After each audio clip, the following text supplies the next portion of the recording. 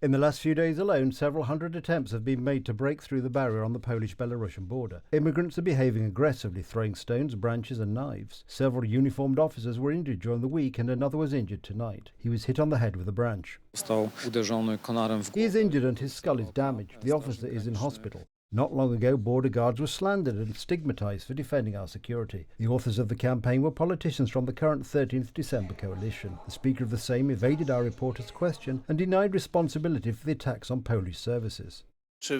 Will you apologize for the hate campaign against Polish border guards? For what? This is a thesis question. Please remember when and where we attacked. Rosa Thun spoke about it. But Speaker Hołownia did not want to face the facts. It was politicians from Poland 2050 who talked about the dehumanization of migration and the need to remove the barrier on the border with Belarus. Border walls are a thing of the past. Today we need to take care of human life. An example of a media campaign against Polish border guards is Agnieszka Holland's film, which distorts reality on the Polish-Belarusian border. Their production was praised by politicians from the Civic Coalition and Poland 2050.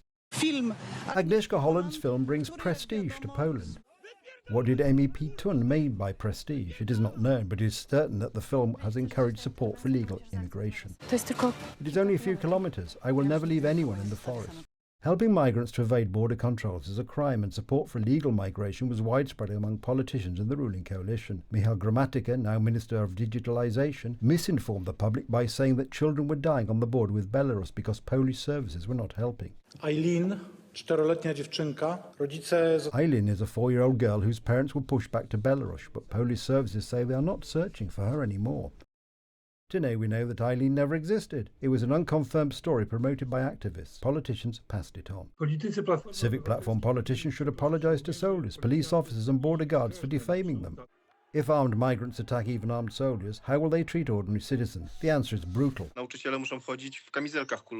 Teachers should wear armoured vests, and in terms of rapes, Sweden is at the world's top.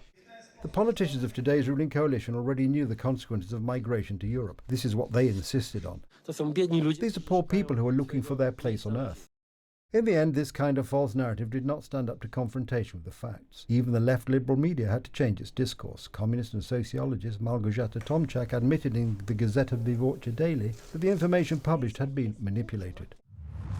After 2 years of writing about migration and the border crisis, I have no doubt that we are generating false knowledge. We have been building such a narrative about migration crisis in Poland for over 2 years, and in Europe for almost a decade, in opposition to right-wing discourse. Until mid-June 2022, crossing the Polish border meant climbing over barbed wire, with officers protecting themselves behind polycarbonate shields. When the United Right presented a project to build a steel wall in 2021, the Civic Platform voted against it. Today, it wants to be seen as the defender of Poland's borders.